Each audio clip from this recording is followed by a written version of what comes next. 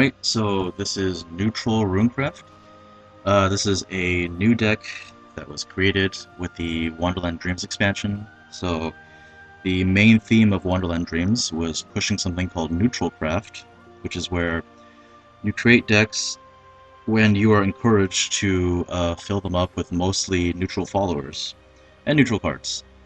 And, typically in the past that's been really, really bad because, class cards tend to be better than neutrals, but in this expansion they've tried to turn things around and make it so that there are certain cards that gain bonuses if you have more neutrals than class cards.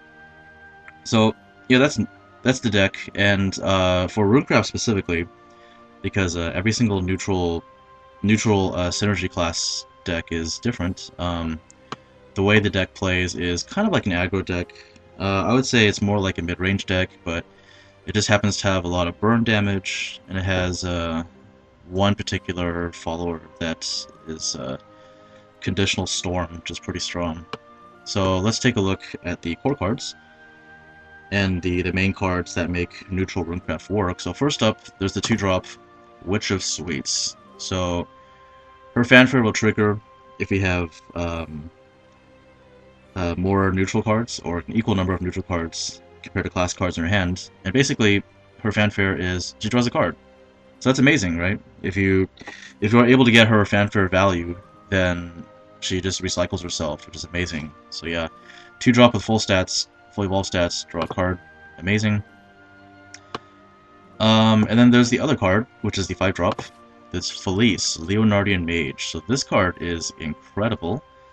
It's a 5-cost 3/6, so a little bit less attack than usual, but more life than usual. But her fanfare deals X damage to a enemy follower, and X is the number of neutral cards in hand. So if you play her on 5, it's an amazing tempo play, depending on the number of cards you have. If you're able to play her and kill off an enemy follower with the damage that she does, then that's just the definition of, positive tempo. Now on the other hand, when you evolve her, she only gains +1/+1, but she gets Storm. So she's really, really good as an aggressive follower. You can just play her on an empty board and just storm the face. And not only that, the last thing is she has an enhance effect. If you play her for 7 instead of 5, then she just automatically evolves. And so, the late game, she's just a 7-cost Storm, deal 4 damage. So yeah, amazing card. One of the main reasons to play Neutral Rune.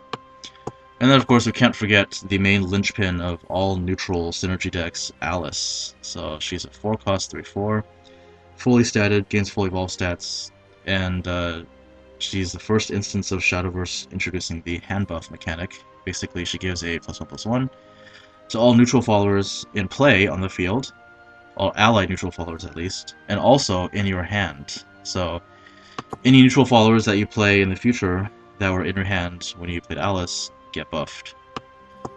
So because of that, just to take advantage of Alice's effect, we run mostly neutral cards.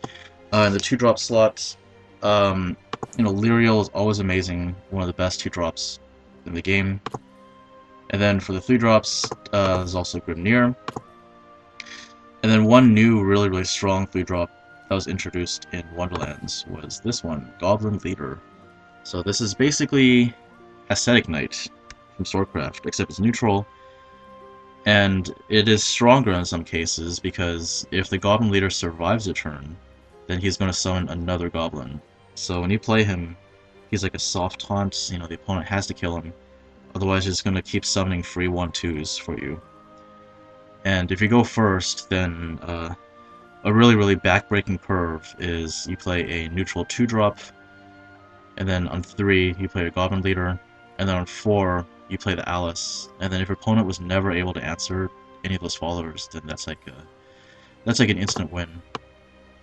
So those are what I believe to be the core cards, the cards you must have in this deck. Other than that, Runecraft has another 4-drop that's like a neutral synergy. I forget the name, but it's the 4-cost 3/4, and then if you're able to proc his fanfare, then he turns into a 4/5. But in my opinion, he's not really good enough to run this deck in my version of Neutral Rune. We have Alice, of course, on 4, and then we also have Teena, Teena was a card that was introduced from an earlier expansion, but she's very, very good in this meta because her evolve effect is like an anti-neutral. Deals 2 damage normally to an enemy follower, but deals 5 if they're neutral. And then other cards, like the class cards we use, we have Levi. Levi's not a neutral card, but he's like one of the best Runecraft cards in the entire game, and so we just run him anyways because he's just so amazing. And then we run the new legendary introduced in Wonderland Dreams, one of them, Wizardess of Oz. This is one of the coolest cards ever introduced, probably my favorite card from expansion. She's a 5-drop with vanilla stats, and basically she draws cards until you have 5 in your hand, and then any spells you have that are not spell boost get changed to 1 cost. And then once she dies, then start next turn, you banish all spells. So since this is a fairly aggressive deck, we're going to be running out of cards really fast. So Wizardess of Oz is a great way to refill your hand when you're running low. But then she also enables you to do insane plays because all your spells cost 1. So, you know, on turn 7, doing something like Wizardess of Oz into like double Dance of Death or like double Piercing Rune is insane. Actually, one thing that's really, really cool is that with Wizardess of Oz, you are able to play Piercing Rune at its original pre-nerf costs, which was 1 when it evolved. So, yeah, it's a way you can get the original Piercing Rune back. But yeah, she's a really important card. And you are encouraged to play her not on curve, because, you know, if you play her and you draw spells and you don't get to play them, then it would be a shame if you just lost them without being able to cast them. So the spell selection in this deck is fairly flexible. In my opinion, the core spells are double Dance of Death, and at least 2 copies of Mutagenic Bolt. In this meta, there are definitely some juicy followers that we have to kill, so Dance of Death gains great value. And then Mutagenic Bolts. This card was somewhat controversial back in Tempest. Some people loved it, some people hated it. I didn't really like it, although I did use it sometimes. But in this meta, this card is amazing, because in this meta, a lot of decks like to go wide on board. So Mutagenic Bolt is a great way to punish that, to push a lot of surprise damage. And the other reason is the current top tier deck, which is Neutral Abyss Blood. Runecraft is one of the only classes in the game that has a true answer to Spawn of the Abyss. You just turn him into a rat before he can do anything to you. So, honestly, this card is so important that I would love to run 3, but I feel like space is so limited that I have to run 2. But yeah, 2 at least, for sure. And then, of course, 3 Piercing Rune. Amazing card, especially with Oz. Now let's talk about tech cards. So I said before the spell selection is fairly flexible. Some people like to run Demonic Strike in this kind of deck if they want to be more aggressive. Personally, I'm not a big fan of Demonic Strike. I think it's kind of clunky. And then some cards you can use to deal with problematic matchups. So one, in the Bloodcraft matchup, Tove, the 2-drop, the one that's a 3/3 that gets Rush when you play a neutral, that guy is a big problem. So to tech against Tove, you could use the Kaleidoscopic Glow. Allows you to bounce it and draw a card, which is fantastic, and a great answer to him. Another problematic card is the opposing Goblin Leader. So if you're going second, and your opponent plays Goblin Leader in 3, it's actually really, really tough to deal with it, unless you're already on the board and winning. It's probably not going to happen if you're going second, assuming your opponent is curving out perfectly. So one card you could use to help in that is the 3-cost spell, Rite of Exorcism. Rite of Exorcism is a 3-cost spell. It just kills any follower that costs 3 or less, and then you can enhance it for 5, and at that point it just turns into Execution. So Rite of Exorcism is really good against opposing Goblin Leaders, and it's also another good card to use against Tove if you are having trouble with it. So yeah, that's this deck in a nutshell. It's pretty straightforward. Kind of a fast tempo deck with a lot of burn, and you also have this amazing card, Falise. Storm damage, plus doing damage to a follower, all in one card. Pretty insane.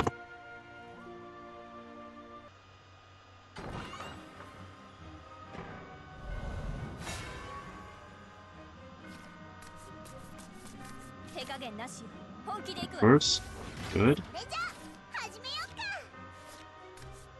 Keep one angel.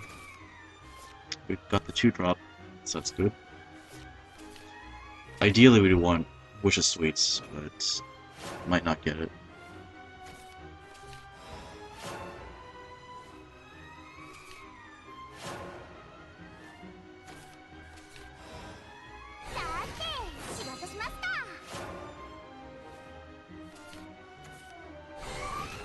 That's annoying. It's worth using the angel to ping it off. Face here.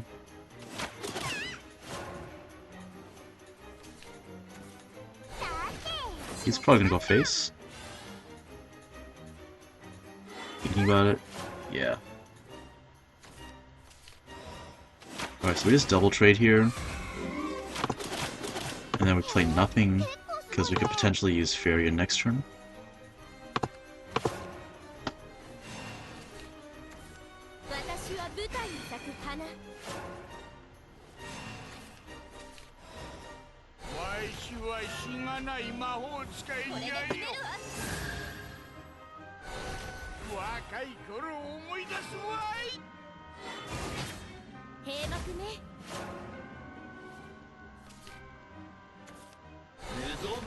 Alright, there we go. So he's got the turn 6 spawn. It's kind of a problem. So we have a couple choices here. We could fill up the board as much as we can. Or we could Suicide Levy. And then we already have the bolts, which is great. That means we have an answer to the turn 6 spawn.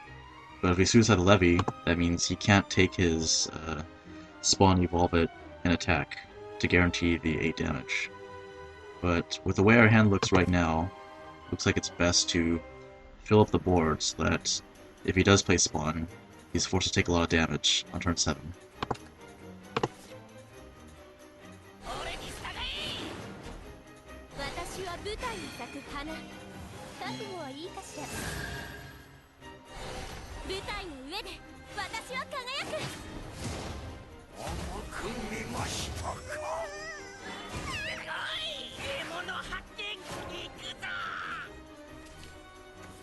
No, he still played it.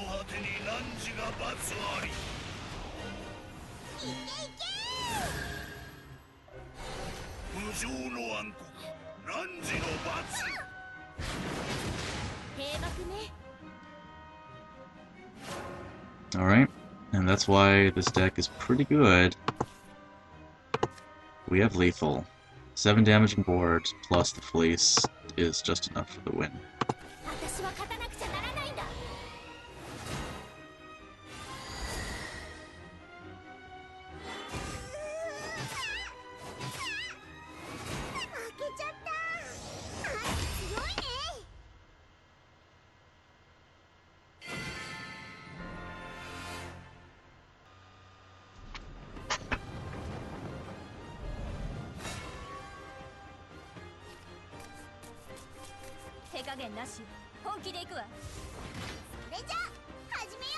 Alright, we always keep Levy going second.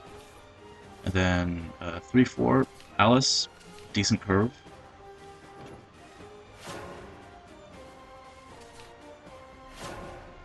Hopefully I get a 2-drop. That's not it. Well, that's the ideal turn 2 for him. We have to play Levy, because Toph is a huge threat.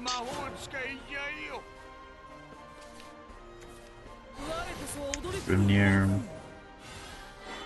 Alright, no trade. So here we have a choice of whether to play the Grimnir or the Goblin Leader. I believe it's better to play Goblin Leader, because if we play Grimnir, the Toph is just going to eat it for free. If we play the Goblin Leader, we force him to trade, so we can prevent some damage at least. He's probably going to want to trade into Levy as well, just to prevent the evolve value.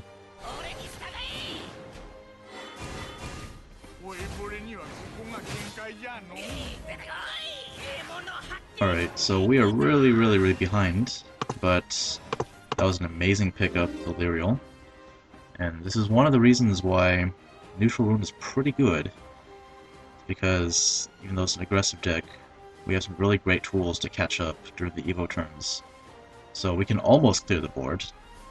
We play Lyrial Evolve, Piercing Rune.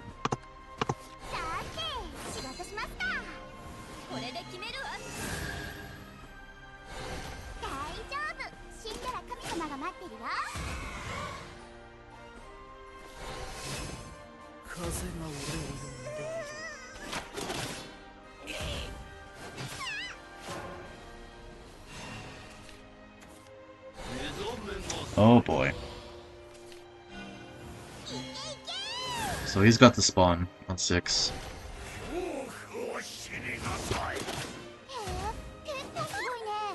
Sadly, we do not have... Yep, we don't have the bolt, so we don't have an answer. We also have no ways to draw any cards right now. So, since we have so many neutrals in hand, we could just play Alice here. That'll power up our future turns.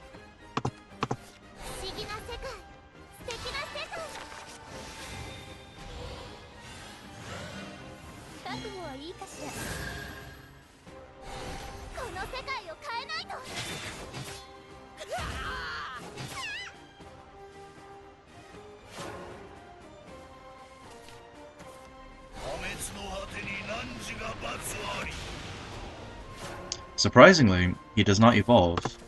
He's not respecting the chance of a mutagenic bolt. Sadly, we don't have it.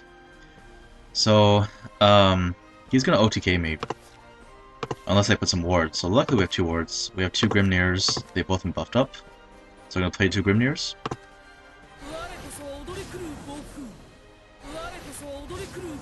And then this is kind of a tough decision. He's at 15 life. If we go face with both the Alice and the Goblin, we're gonna put him to Vengeance. Now the problem is that if we put him into Vengeance, then if he has Emeralda, he can kill us next turn, because all he has to do is play Emeralda. Emeralda kills one of the Grimnirs, he could storm the Emeralda into the other Grimnir, and then just evolve spawn for an OTK. So this is really, really tough. It's pretty likely that he has Emeralda, so correct play is to not put him into Vengeance. Evolve the Goblin, turn at 11.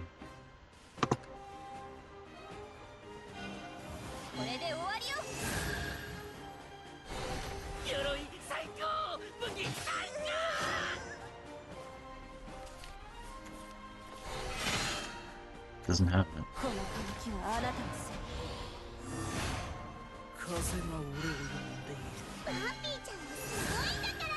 Looks like he's gonna push for 12 here.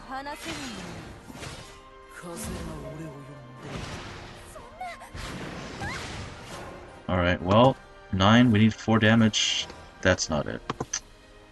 So, it sucks. Now, sadly, we can't see the opponent's hand, because I'll never know if he really had Emeralda or not, you know.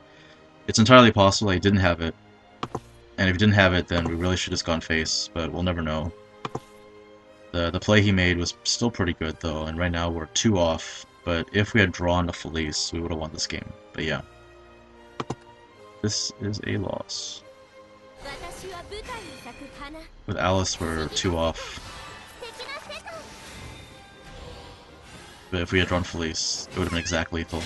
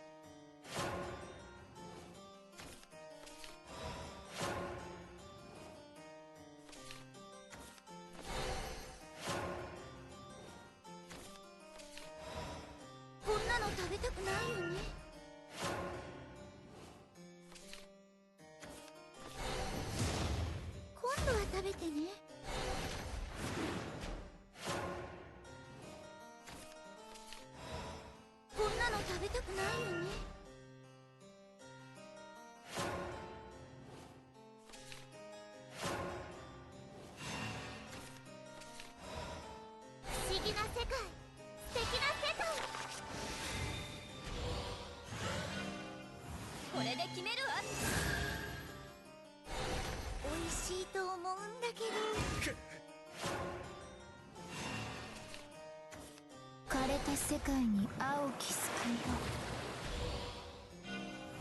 これで決める。雫が落ち大海と化す。また遊びましょう。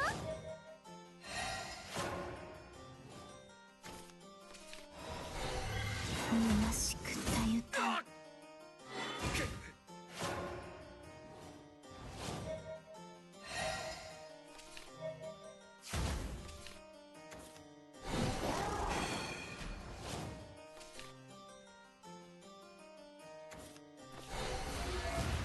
今度は食べてね。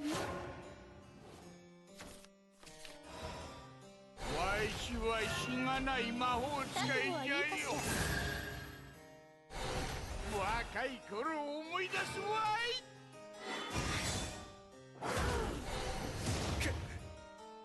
私は舞台に咲く花。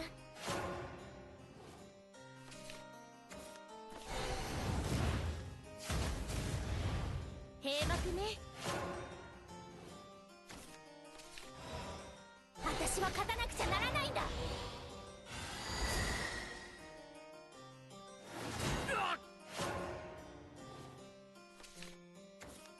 想像の前には破壊が。信じたくないよ。俺に従え。我こそは踊り狂う暴風。私は舞台に咲く花。これで決めるわ。舞台の上で私は輝く。出てこい。獲物発見。行くぞ。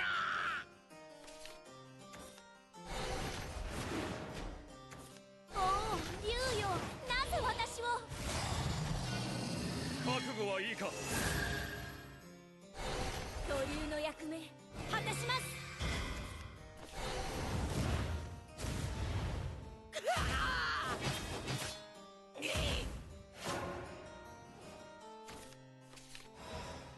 強行をあげる。受け取って。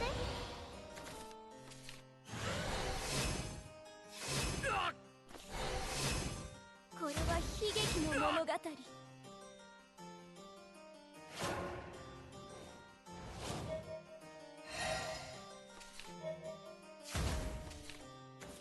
獲物発見。行くぞ。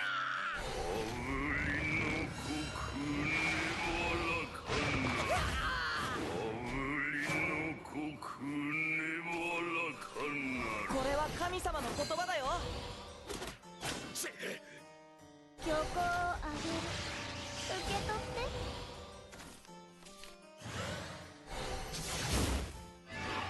お前に負けるなら悔いはないさ。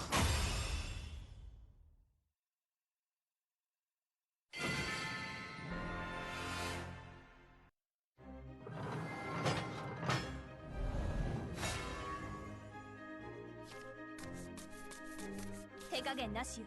本気で行くわ。私は天空の覇者ダークドラグーン。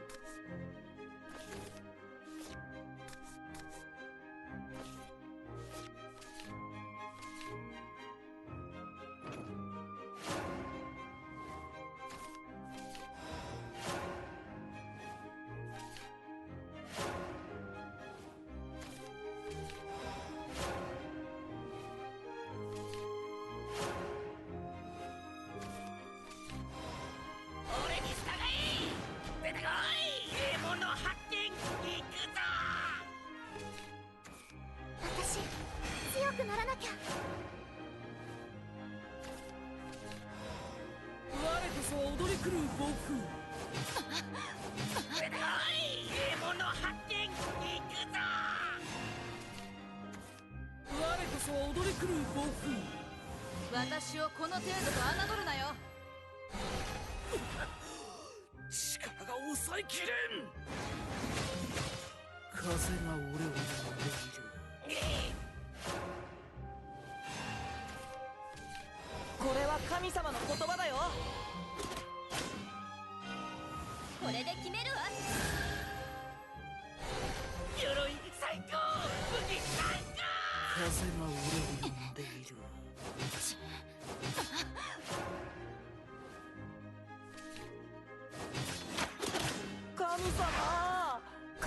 世界に青き救いを。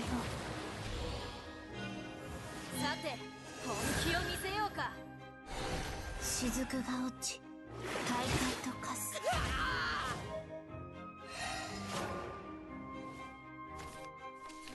これは神様の言葉だよ。覚悟はいいかしら。届け僕の矢よ。虚しくたゆた我が本能は神の光だ。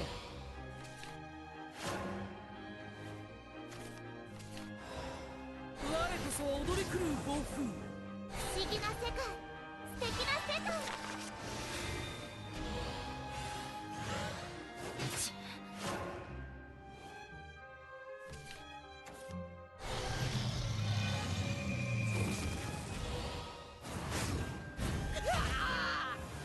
私を怒らせたな。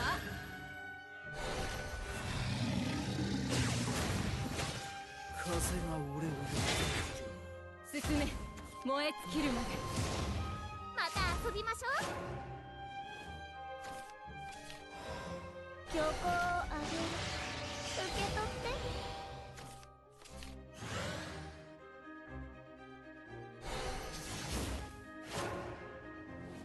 て。燃えてるっちゃ。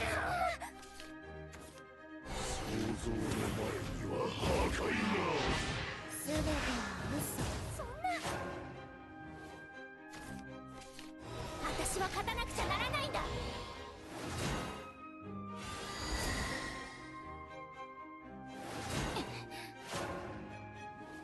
燃えてるっちゃ。枯れた世界に青き救いを。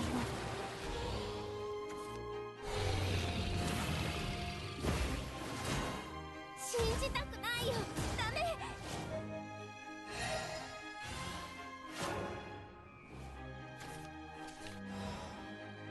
俺に従え。強行をあげる。受け取って。出てこい。獲物発見。行くぞ。燃えてるっちゃ。想像の前には破壊が。ダメ。想像以上です降参よ。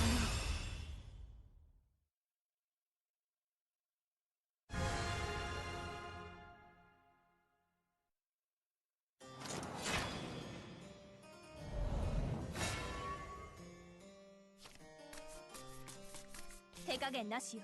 本気で行くわ。私は天空の覇者ダークドラグーン。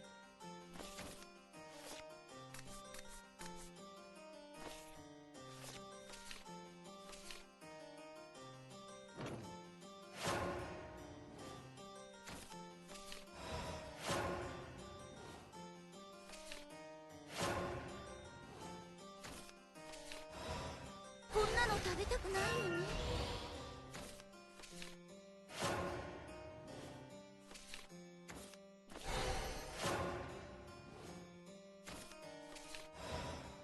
俺に従え。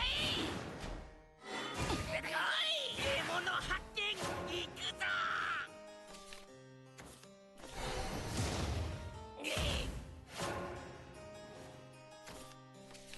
これは神様の言葉だよ。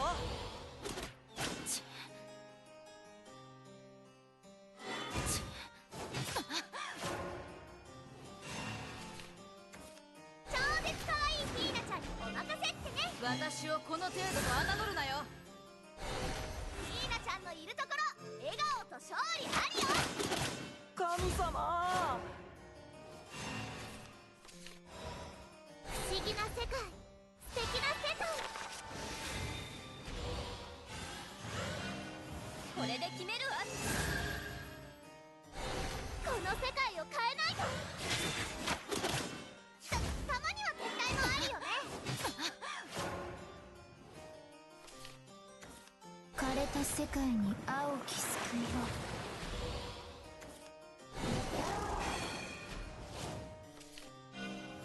さて本気を見せようか。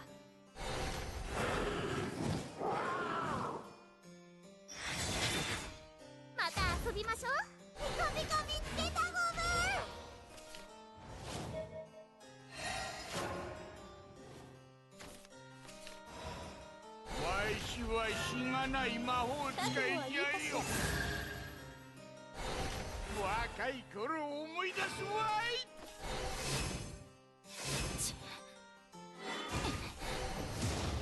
虚しくたいたい。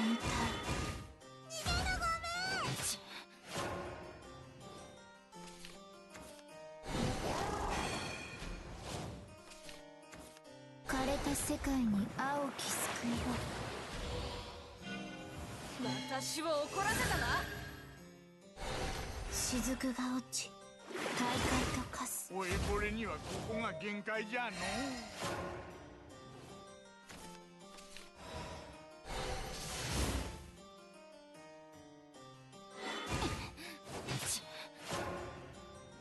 燃えてるっちゃ燃えてるっちゃ。楽になったっちゅ今度は食べてね。世界の調和こそが私の望みだ。神の慈悲だ。私は舞台に咲く花。俺に従え。これは神様の言葉だよ。出てこい。獲物発見。行くぞ。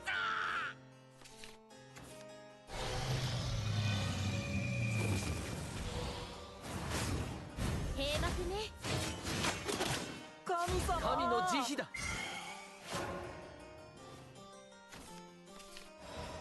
強行をあげる。受け取って。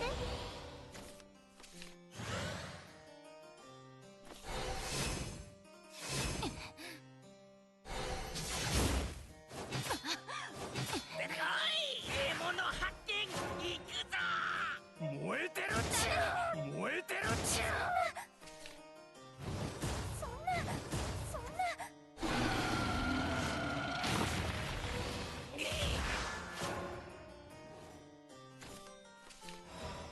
強行をあげる。受け取って。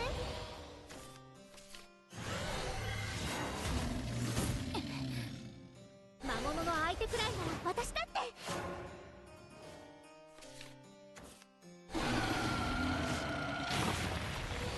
そんな。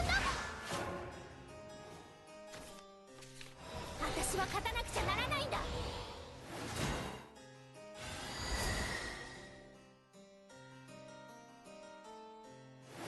負けたか。貴様を強者と認めよう。